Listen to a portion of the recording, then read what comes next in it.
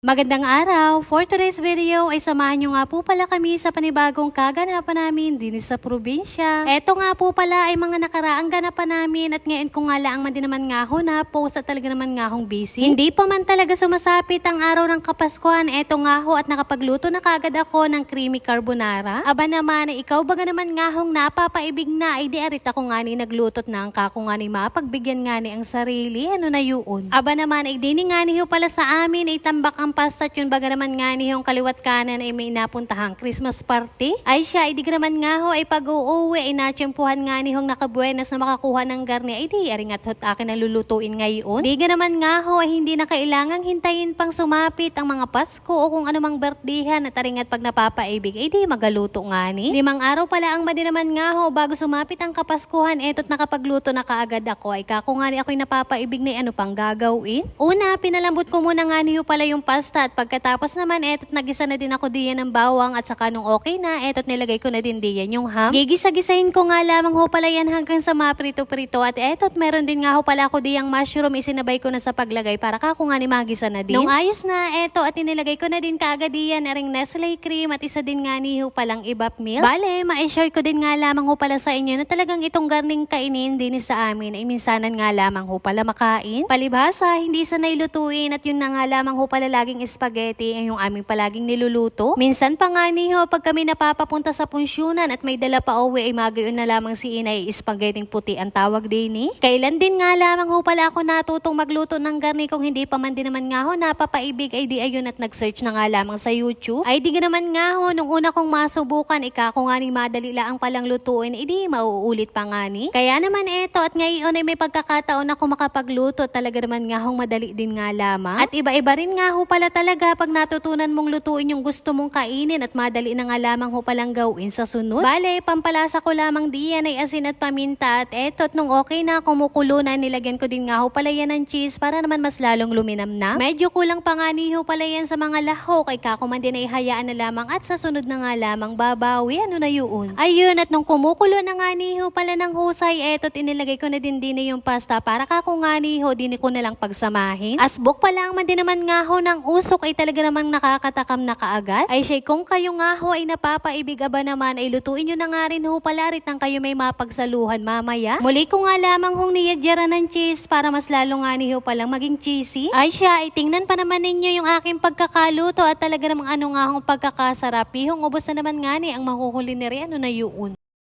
Update sa alaga naming manok na 45 days, eto nga ho at 22 araw pa lamang garni na nga ho kaagad kalalaki. Tunay nga naman nga hong nakakatuwa at talaga namang ilang araw pa nga lamang ay garni na kalalaki ay tamang-tama man din naman nga hong panghanda. Ay siya sa mga taga-dini nga ni ho pala sa amin, aring nga hot kung kayo'y naghahanap ay pwede naman din naman nga hong umutang. Basta babayaran nyo nga lamang ano na yun. Nakakatuwa nga lamang hong isipin na talagang tamang-tama nga na yung pagkaalaga namin ng garnet. Yun nga hot hindi na kami bibili at meron na kaming garning kakatayin na lamang. Aba naman ay talaga naman nga hong anong pagkakamahal man din naman nga ho ng kilo ngayon ng manok ay din sa amin ay 250 per kilo. Yun nga ho ay sa loob ng palengke pero kung buhay naman nga ho ay 150 per kilo naman. Ay kahit man din naman nga ho hindi na nga ni magkarning baboy at talaga naman anong pagkakamahal at 420 man din naman nga ho ang kilo din sa aming probinsya. Kaya naman sa amin ay tamang-tama din nga lamang ho at kakoy pas na muna sa karning baboy din na nga lamang sa manok at meron naman nga ng sariling alaga. Eto nga ho at kami nagparini ni mama sa may kulungan at kako nga ni matingnan nga ni kung ilan baga nga ho ang aming kakatayin sa araw ng Pasko. Dahil naubusan na din nga ho ng pampainom eto at nagtimpla na din nga ho pala diyan si mama at talaga naman nga ho parang mauhaw na daw yung mga manok. Ay siya, natatandaan ko pa nga ho para lamang may maihanda kami nung Pasko noon ay di ayun at mangungutang nga ni kami sa kapitbahay na may alagang garning manok. Pero ngayon napakalaking iba at eto nga ho at may sarili na din kaming alaga. Gustuhin man nga hong magkatay ay di magadesisyon na nga lamang ho kung ilan para naman may maihayin nga ho pala sa mga bisita. Ay siya, papaano baga huyaan ay ako'y may gagawin pa pala?